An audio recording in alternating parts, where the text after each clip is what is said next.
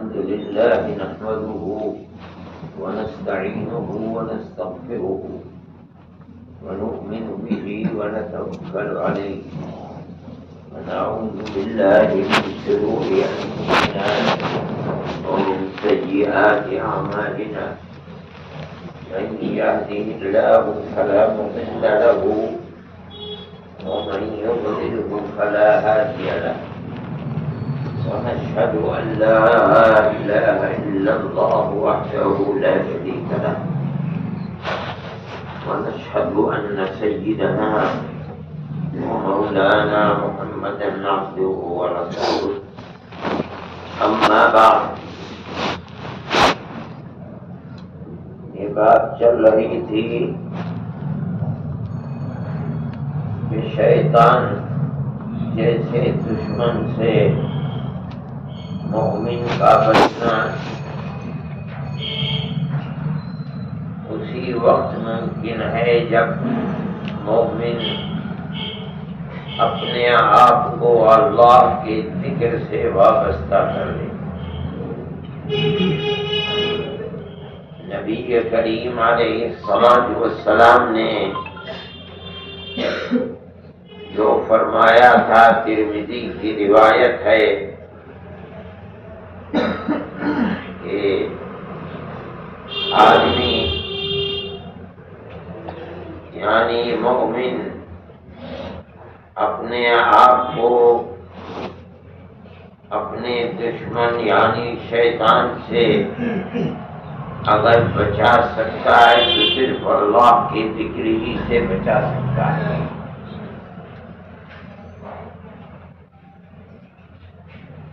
لیکن اللہ کے ذکر کا اثر مومن کے اوپر، اس کی زندگی پر پڑے کیسے؟ ذکر کرنے والے کا ذکر شیطان کے تسلط سے رکاؤ بن جائے تو کیسے بنے گا؟ اس کے لیے بھی کچھ طریقے اور ضروری چیزیں۔ آدمی اللہ اللہ بھی کرتا ہے، لا الہ الا اللہ بھی کرتا ہے، نماز بھی پڑھتا ہے، روزہ بھی رکھتا ہے، لیکن ذکر طبیعت پر اثر انداز نہیں ہے، یعنی اللہ کی ذات کا استحضار نہیں ہے۔ کسی وقت بھی اللہ یاد نہیں آتا، حلال اور حرام کی تمیز نہیں ہے، حالانکہ سب کچھ ہو رہا ہے۔ دنیا میں بہت دیکھا جاتا ہے، نماز پڑھتا ہے لیکن امانت داری نہیں ہے، جس کا دے دیتا ہے دیتا نہیں ہے، روزہ رکھتا ہے، حج کرتا ہے، لیکن کمائی حلال نہیں ہے، اور دنیا میں دیکھا جاتا ہے، کم تھوڑی ہے۔ ہمارے علماء کے نزدیک ہمارا جو سلسلہ حضرت گنگوئی رحمت اللہ علیہ یعنی حاجی امداد اللہ صاحب مہاجر مکی رحمت اللہ علیہ کا سلسلہ ہے، اور اصل میں یہ ہے کہ صوفیاء میں دو طرح کے لوگ ہیں۔ ایک وہ لوگ صوفیاء ہیں جو قرآن و حدیث کے علم کا مرکز ہیں، جانتے ہیں، قرآن پڑھے ہوئے ہیں، قرآن کے معنی اس کی تفسیر کو جانتے ہیں، حدیث پڑھتے ہیں، پڑھاتے ہیں، اس کے معنی کو جانتے ہیں۔ ایک تو وہ ہیں، اور ایک وہ ہیں کہ جو صوفی ہیں، قرآن و حدیث کے علم سے انہیں کوئی سروکار نہیں ہے۔ ہمارا جو سلسلہ ہے حضرت حاجی صاحب کا، اس سلسلے کے اندر بڑے بڑے علم کے پہاڑ ہیں، حضرت نانوتوی، حضرت گنگوہی، حضرت شیخ الہند،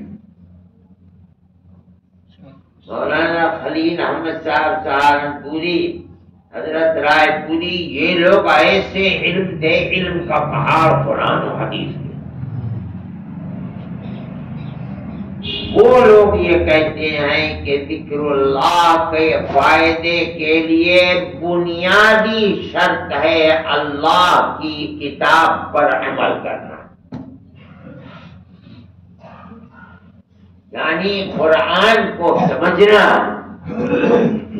کم سے کم مرتبہ یہ ہے کہ سمجھنے والوں سے پوچھ کر قرآن کے ہر حکم کو اپنی زندگی میں اتارنا، اور قرآن نے جن چیزوں سے منع کیا ہے اپنی زندگی کو اس سے پاک رکھنا بنیادی شرط ہے۔ کیا مطلب ہے بنیادی شرط؟ اللہ اللہ، لا الہ الا اللہ کہنے کا فائدہ کیا فائدہ؟ شیطان سے حفاظت، اللہ سے محبت، آخرت کا خوف۔ ذکر کا یہ فائدہ جب ہی مرتب ہوگا جب بنیاد نمبر 1 شرط کیا ہے کہ اللہ کی کتاب کو اپنا امام بنانا۔ جس طرح امام رکوع کرتا ہے تو مقتدی رکوع کرتے ہیں، سجدہ کرتا ہے تو سجدہ کرتے ہیں، سلام پھیرتا ہے سلام پھیرتا ہے۔ جو کچھ قرآن کا حکم ہے اثباتاً و نفیاً، کرو یا نہ کرو، کرو کو اپنی زندگی میں اتارنا اور نہ کرو سے اپنی زندگی کو پاک کرنا، یہ بنیادی چیز ہے۔ اگر خود پڑھا ہوا ہے تو غور کرے، نہیں پڑھا ہوا ہے پڑھے ہوں سے پوچھے اور پوچھ کر اپنی زندگی کو بنائے، تب اللہ فائدہ دے گا، اور نہیں۔ اللہ نے اس کتاب کو حضرت محمد صلی اللہ علیہ وسلم پر اسی لیے اتارا ہے کہ آپ بھی عمل کریں، دکھلائیں، اور آپ کی امت جس طرح آپ نے دکھلایا اسی طرح اس کتاب پر عمل کرے۔ تو آئی ہی ہے اس لیے اگر کوئی عمل نہیں کرتا ہے اس پر، اس کو اپنا مقتدا نہیں بناتا، اپنا امام نہیں بناتا، چاہے کتنا ہی اللہ اللہ کرے، اللہ اللہ کا رنگ اس کے اوپر نہیں چڑھے گا۔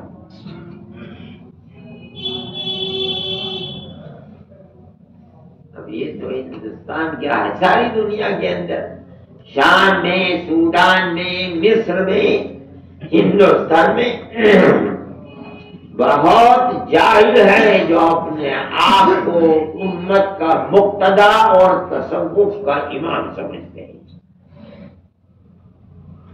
تمام بدعات و خرافات کا مرکز کیا مطلب؟ قرآن و حدیث نہیں جانتے، عمل قرآن پر نہیں کرتے۔ اور ہمارے یہاں ہندوستان میں تو ایسے لوگ ہیں جو نماز نہیں پڑھتے، کہنا ہم تو نماز 5 وقت کی ایک دفعہ کعبۃ اللہ میں جا کے پڑھ لیتے ہیں۔ اللہ کا نبی نہیں پڑھتا تھا کعبۃ اللہ میں، مدینہ منورہ میں رہتا تھا، کعبۃ مکہ معظمہ میں۔ یہ ان سے بھی بڑے، وہ تو 5 نمازیں صحابہ کے ساتھ جماعت سے پڑھاتے تھے، سفر میں، حضر میں۔ اس کا مرتبہ آپ سے بھی بڑا ہے، پڑھتا ہی نہیں۔ ہم تو 5 ایک دفعہ جا کے کعبۃ اللہ کوئی دیکھتا ہی نہیں، کون ہے ہمیں دیکھنے والا، ہم تو غائب رہتے ہیں۔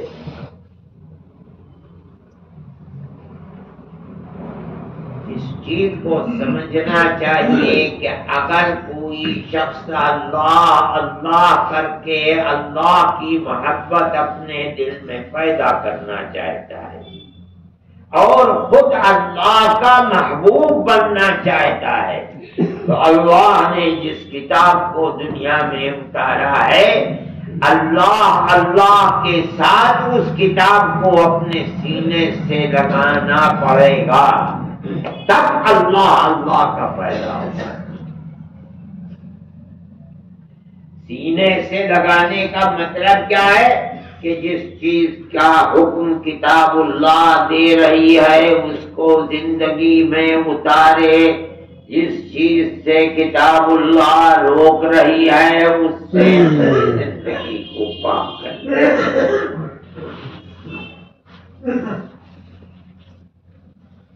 یہ پہلا نمبر ہے۔ اچھا، کتاب اللہ اتاری گئی ہے،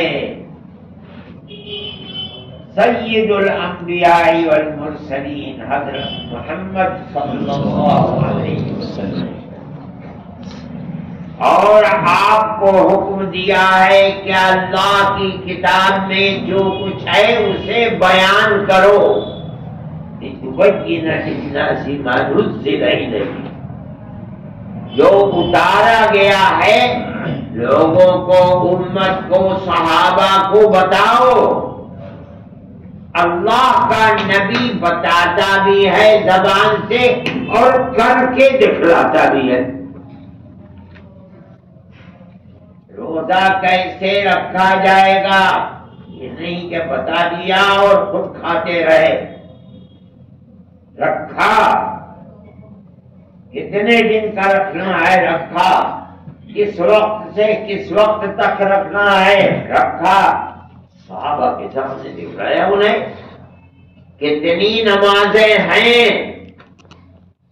قرآن میں تو اقیموا الصلاۃ بس یہ ہے، کتنی ہیں آپ زبان سے فرماتے ہیں اور کر کے دکھلاتے ہی 5 ہیں۔ کس طرح ہیں، ظہر کی کتنی رکعتیں ہیں، عصر کی کتنی رکعتیں ہیں، مغرب کی کتنی رکعتیں ہیں، عشاء کی کتنی ہیں، فجر کی آپ کر کے دکھلاتے، 1-2 مرتبہ نہیں ہزاروں مرتبہ کر کے دکھلاتے۔ حج آپ نے ہجرت کے بعد 1 مرتبہ کیا، حکم تو آ گیا ہے حج پر رہے، وَلِلَّهِ عَلَى النَّاسِ حِجُّ الْبَيْتِ مَنِ اسْتَطَاعَ إِلَيْهِ سَبِيلًا، مگر ہوگا کیسے؟ نماز تو آپ نے 10,000 دفعے پڑھا کر کے دکھلائی، روزے رکھ کے دکھلا دیے آپ نے، 9 سال روزے رکھ کے رمضان کے اندر دکھلائے، 10 سال ہجرت کی ہے، 1 سال کے بعد روزے کا حکم ہوا ہے، 9 سال کے روزے، 9 سال کے رمضان کے روزے آپ نے دکھلا دیے۔ حج تو اس سے پہلے ہجرت کے بعد ہوا نہیں تھا، آپ حج کرنے گئے آخری سال چند مہینوں کے بعد جا رہے، اور آپ جگہ جگہ اعلان کرتے چلتے خذوا عنی مناسککم، حج مجھ سے دیکھتے چلو، سیکھتے چلو۔ اور صحابہ کا جمع غفیر ہے، ہر آدمی آگے بڑھ کے آپ کس جگہ کس وقت کیا کر رہے ہیں۔ لعلی لا احج بعد حجتی، ہو سکتا ہے اس حج کے بعد میں کبھی حج نہ کروں، اور اس کے 2.5-3 مہینے کے بعد آپ دنیا سے چلے گئے۔ اللہ کا نبی قرآن کے احکام کو زبان سے بھی بتاتا ہے، کر کے بھی دکھلاتا ہے۔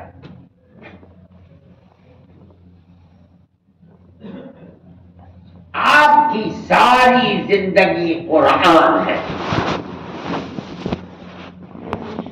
جس کا قرآن نے حکم دیا رسول اللہ نے اپنی زندگی میں اتار لیا، جس چیز سے منع فرمایا رسول اللہ نے اپنی زندگی کو پاک کر لیا، اور وہ پاکیزہ زندگی صحابہ کے سامنے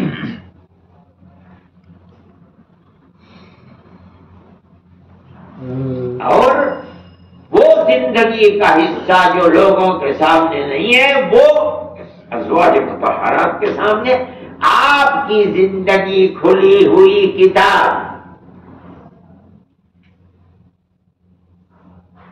اس لیے پہلا یہ کہ اللہ کی کتاب کو امام بنا، اور دوسرا سب سے بڑا اللہ کے رسول کی زندگی پر عمل کرنا۔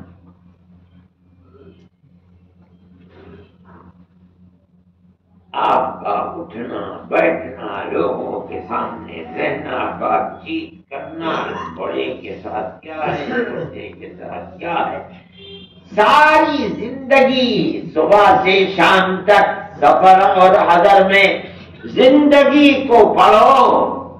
اگر پڑھے ہوئے نہیں ہو، جاننے والوں سے پوچھو، اپنی زندگی ویسی بنا، تب اللہ اللہ لا الہ الا اللہ اثر کرے گا۔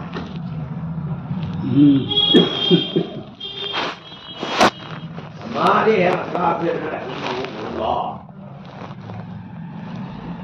جو سلسلے کے اندر قرآن و حدیث کے علم کے اپنے اپنے زمانے میں امام تھے، ان کا جو سلسلہ ہے وہ یہ ہے، قرآن و حدیث کو اپنا امام بنا۔ جس چیز کے بارے میں پتہ چلا آپ یہ کرتے تھے ویسا کرو، آپ یہ نہیں کرتے تھے زندگی کو پاک کرو۔ اتباع سنت جس کو کہا جاتا ہے۔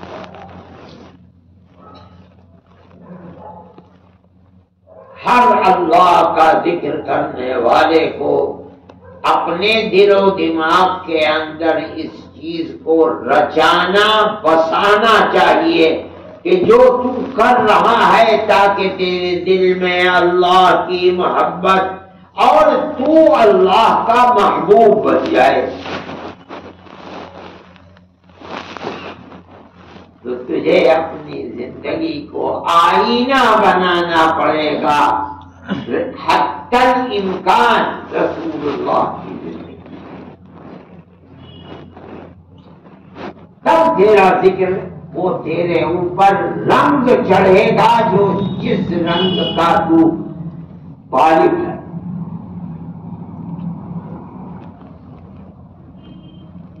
وہ صوفیاء جن کو اللہ نے علم دیا تھا اور ان کا تصوف قرآن و حدیث کی تعلیم کے مطابق تھا،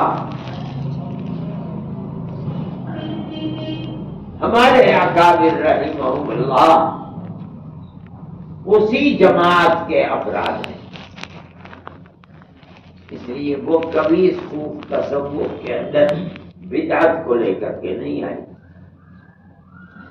دنیا میں تو لوگوں کو پتہ ہی نہیں کہ ہے کیا چیز بدعت اور کیا ہے کتاب اللہ اور کیا ہے سنت، جاہلوں کے امام اور بیٹھے ہوئے گدی کے اوپر کے بہت بڑے صوفی ہیں۔ اس لیے میرے بھائی اللہ کا ذکر کرو، کتنی دیر کرو گے، گھنٹہ بھر 2 گھنٹہ، پیسے ذکر ہے 5 گھنٹے کا، اس کا وہ رنگ جو تم کو اللہ کا محبوب بنا دے، وہ جبھی ہوگا جب تم اللہ کی کتاب کو اپنا ایمان بناؤ گے، یعنی رسول اللہ کے ہر عمل کو اپنی زندگی میں لاؤ گے، اور جس سے منع کیا اس سے اپنی زندگی کو پاک کرو گے، تب جا کر کے اللہ کے ذکر کا رنگ چڑھے گا، ورنہ فائدہ ہوتا ہے اللہ کا ذکر کرنے سے، مگر وہ چیز جس کی بنیاد پر آدمی اللہ کا محبوب بن جائے جو اصل چیز ہے،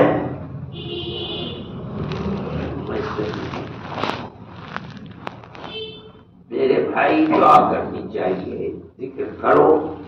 اگر خود پڑھے ہوئے ہو بہت اچھے، نہیں پڑھے ہوئے ہو تو پڑھے ہوئوں سے پوچھو ایک چیز اور اس کو زندگی کے اندر۔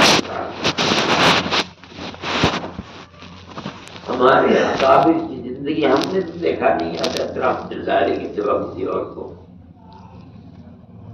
وہ لوگ کیسے ہوں گے اللہ ہی جانتا ہے، مگر حضرت رحمت اللہ علیہ کو دیکھا کہ آدمی بغیر کسی دلیل کے یہ کہتا تھا کہ مولانا مدنی یہ کر رہے ہیں، اب کسی دلیل کی ضرورت نہیں، یہی سنت ہے رسول اللہ۔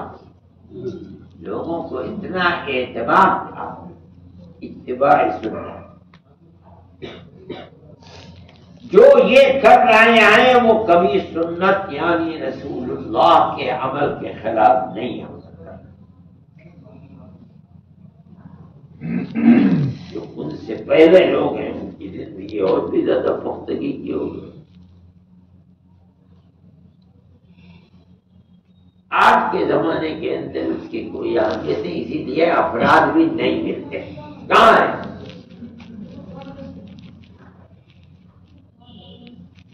جس طرح کے لوگ ہم نے دیکھے، حضرت رحمت اللہ علیہ کو دیکھا، حضرت شیخ الحدیث صاحب کو دیکھا، مولانا زکریا صاحب کو، حضرت رائے پوری رحمہم اللہ کو دیکھا،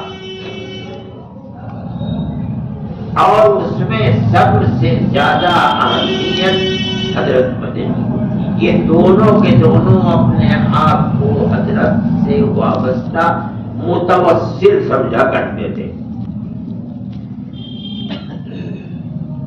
حضرت رحمت اللہ علیہ رمضان سے 1-2 دن پہلے ڈانٹے جایا کرتے تھے۔ حضرت رائے پوری، حضرت مولانا زکریا صاحب، اور ایک جمع غفیر سہارنپور میں 11 بجے کے قریب، نہیں 11 بجے نہیں، صبح 4 بجے کے قریب سیالدہ ایکسپریس چلتی تھی، ابھی چلتی ہے۔ حضرت یہاں سے 3 بجے کے قریب پہنچتے تھے، بس سے سارے بچوں کو سب کو لے گا، وہاں کی جب میں غفیر ہوتا تھا، وہاں گاڑی کا انجن بدلا کرتا تھا، یہ گاڑی آہستہ آہستہ چلنی شروع ہوتی تھی۔ حضرت رائے پوری سے چلا نہیں جاتا تھا اس وقت، ایک کے کندھے پر ادھر ہاتھ، ایک کے کندھے پر ادھر، اور یہ حکم کرتا تھا اپنے متوسطین کو کہ حضرت کی گاڑی جب چلنا شروع ہو تو مجھے ساتھ ساتھ لے کے چلنا، جہاں تک جب تک گاڑی کے ساتھ چل سکوں چلتا رہوں گا۔ چنانچہ 2 کے کاندھوں کے اوپر حضرت بار بار فرمایا کرتے رہنے دیجیے، جائیے، رک جائیے، مگر نہیں، جب گاڑی تیز ہو جاتی تھی تب کھڑے ہوتے تھے۔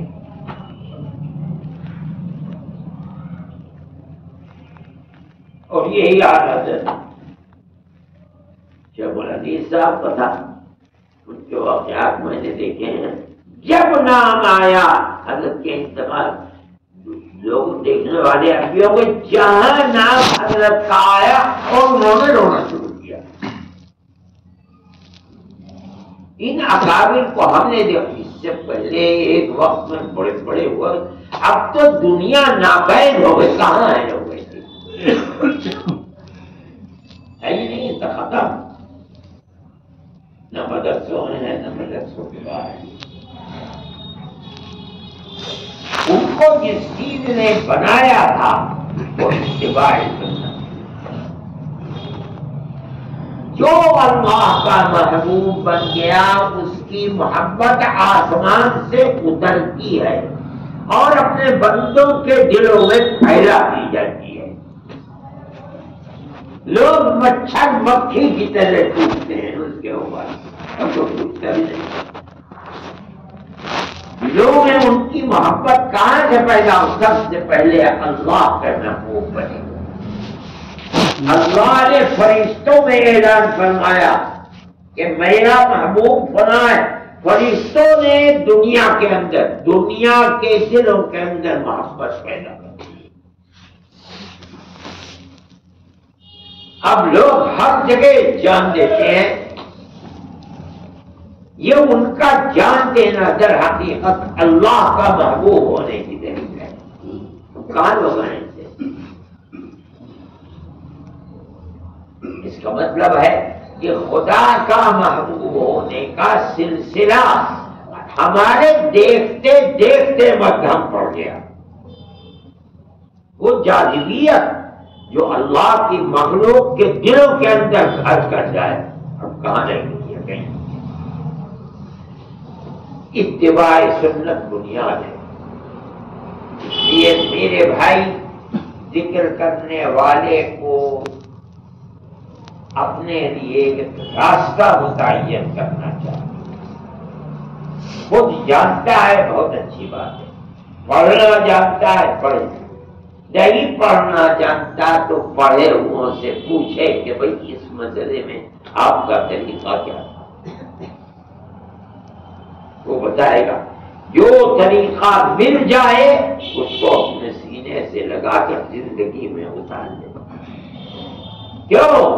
اس لیے کہ یہ طریقہ اللہ کے نبی کا تھا، اس کا مطلب 100% یہ ہے کہ یہ اللہ کا محبوب طریقہ ہے۔ رسول اللہ وہ نہیں کر سکتا جو خدا کا محبوب نہ ہو، وہ وہی کام کرے گا جو اللہ کی محبت کا کام ہے، اس کو اپنائے اپنی زندگی کے اندر۔ تب اللہ کے ذکر کا فائدہ صحیح طریقے پر زندگی کے اندر ہے۔ اللہ ہمیں اپنی محبوبیت کا راستہ عطا فرمائے اور اپنی محبت ہمارے رگ و ریشے کے اندر اتارے اور ہماری آخرت کو بھی آباد فرمائے۔